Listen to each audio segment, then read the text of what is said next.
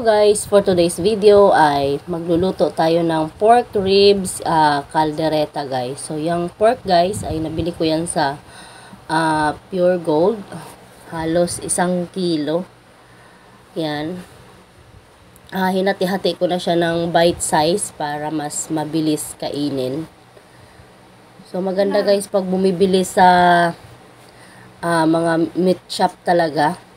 Tapos nag-uwi ako ng UFC caldereta. Meron din akong all-purpose cream.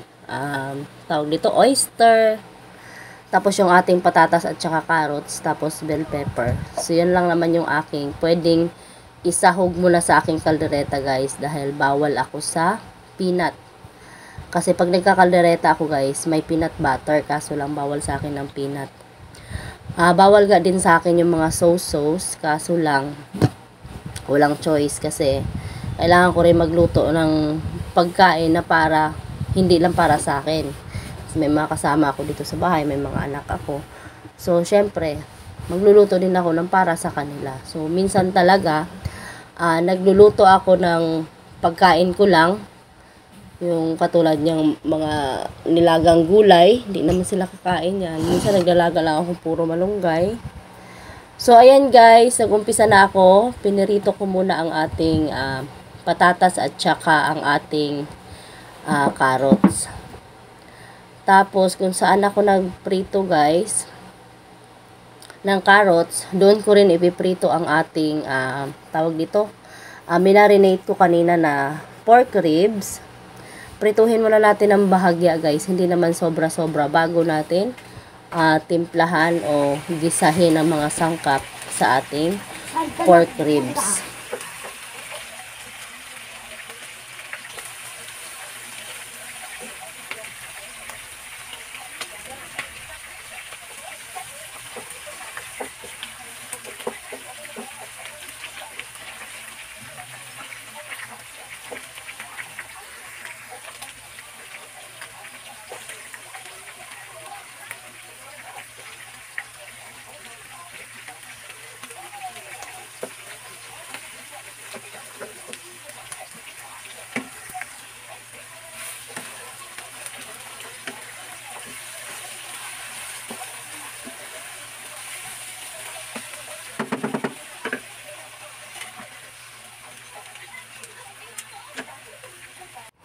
At pagkatapos ko nga mag-isa guys, ay nilagay ko na ang ating caldereta sauce.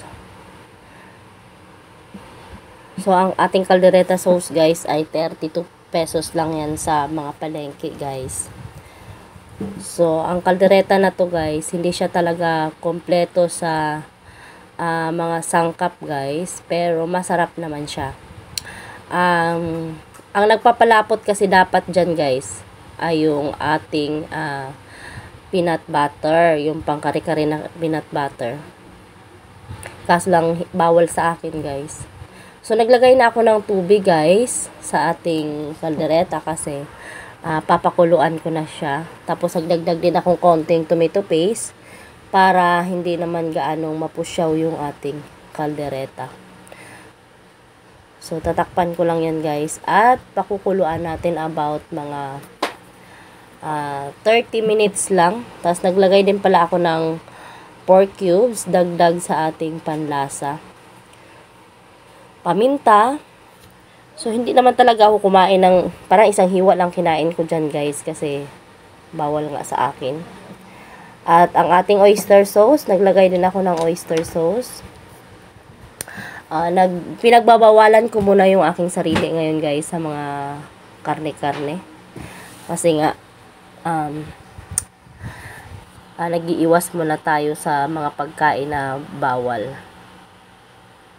So ayan guys, kumulo na ang ating caldereta. Naglagay din pala ako ng cheese. Cheese, isa din pinagbabawal din sa akin yung cheese. Pero hindi ko totally pinagbabawalan yung aking sarili guys sa mga dating mga kinakain ko. Kasi yan ang advice ng aking dietary guys na kung ano daw yung mga pagkain na mga kinakain ko noon, pwede ko pa rin siyang kainin as long as hindi nagre-react sa aking katawan. So, ayan guys, nilagay ko na pala yung ating carrots, bell pepper, at saka patatas. Pinagsabay-sabay ko na sila lahat guys. So, pakukuluan na lang natin yan guys, ng saglit na lang, hindi na masyadong matagal. So, tatakpan muna natin. So, balik tayo doon sa aking advice ng aking doktor guys. So, yun nga, hindi lahat ng pinagbabawal sa may asthma ay pwede mo siyang sundin. Pag gumaling ka na, pwede ka pa rin naman kumain, pero hindi na siya ganun karami. Pwede mo siyang tikman as long as hindi magre-react na sa katawan mo yung kinain mo.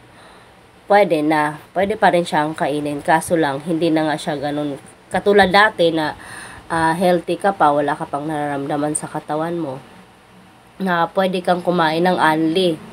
Dito, sa kalagayan ko, pwede mo siyang tikman. Pag hindi nag-react sa katawan mo, pwede mo pa rin siyang kainin. Kaso lang, hindi na pwede, katulad nung dati talaga. So, ayan guys, nag-umpisa nang lumapot ang ating kaldereta. So, mas masarap sana yan guys kung may peanut butter talaga kasi mas lalapot pa siya dyan.